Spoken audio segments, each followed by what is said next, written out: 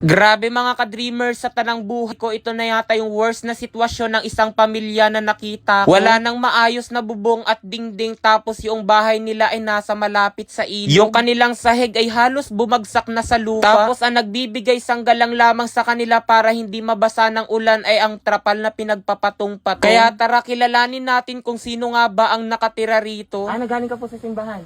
Binigyan ko po ng stab. Para saan po? Sa barangay ko. sa barangay, makakakuha ng grocery din, ganun. Ay, nakakuha ka na po. 5 kilong bigas. Sino po kasama mo nanay sa bahay? Anak ko yung dalawa. Dalawa ho.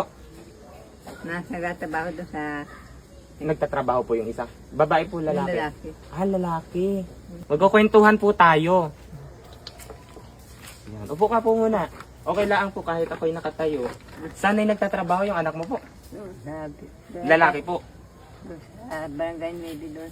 Sa barangay 9. Ano pong trabaho? Yung sa mga bahog ng manok. Sa bahog ng manok. Kayo po, ano pinagkakabalahan nyo po araw-araw? Ay po, nag-awalis ako dyan sa barangay doon. Nagwawalis. Tapos, binibigyan na lang po kayo ng...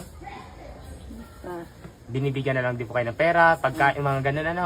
Dito lang po kayo natutulog. oh. May bahay kami doon. Kabila. Yun doon po sa kabila. Dati namin yan. Ay, dito po kagaya kagabi, napakalakas ng ulan. At meron kami doon dyan. Trapal. Oo. Lagyan sana sa palya. Opo. Yung asaw. Tagilid na. Oo. Ito po ba ay sa inyo? Hindi, nagpatira din sa amin yan. Kagabi, hindi po kayo nababasa. Napakalakas ng ulan natin kagabi. Hindi man. Hindi kayo ate nababasa? Hindi. Hindi ko kayo nababasa. Tignan nyo naman mga ka-dreamers, yung bahay nga ni Nanay Dini. Bale sa bahay na ito, 3 silang naninirahan. Si nanay, yung kanyang lalaking anak, tapos yung babae. Dito lamang sila naninirahan. Tignan nyo naman yung bubong. Ayan o. Sira-sira, ganito na yung kanilang bubong. Tapos, para hindi sila mabasa ng ulan, gumagamit lamang sila rito ng bubong nila na trapal. Ayan. Tapos yan, may tapal-tapal na kumot, sako, tapos plastic. Diba? Sa lahat ng napuntahan ko, ito yata yung sobrang nakaawang sitwasyon. Ilog na. Ayan o, tabing ilog. Bali ang nagiging ano lamang nila, pagitan noong ilog at saka nitong kanilang bahay, ito ngang seawall. Ito ay, dito ko kayo Nagaluto. dito kayo nagluluto po. Ang panggatong nyo po ay uling. Uling. Ang uling. Tapos, ito yun na yung pinakabanggirahan nyo, Nay. Yan. Ito yung kanilang Labahan namin yan. dito sila naglalaba. Ay, pag bumabagyo ho, Kami nalipat dyan. saan po kayo nalipat? Sa barangay Uno. Sa barangay Papunta Uno. na sa Southern. Sa Southern. So yun mga ka-dreamers, napakakipot ng daan. May yero pang nakaharang.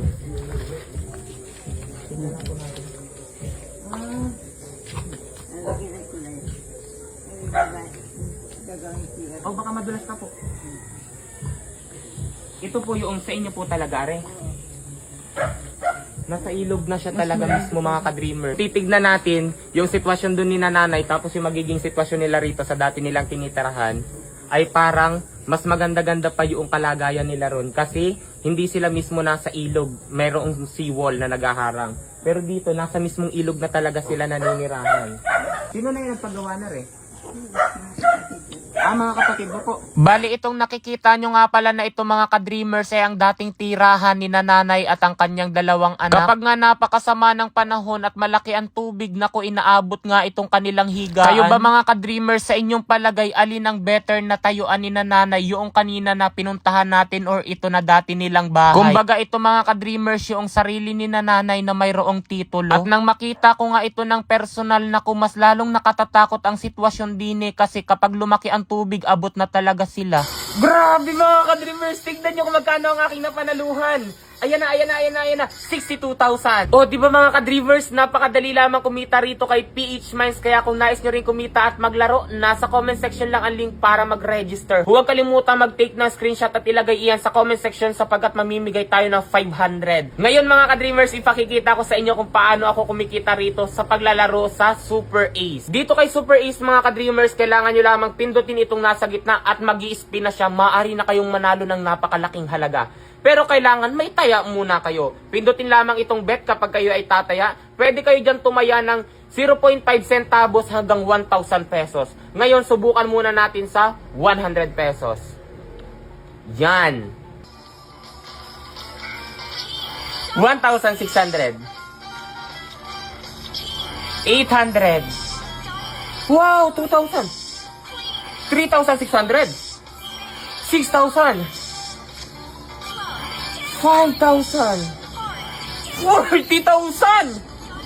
1,000. Grabe. 200.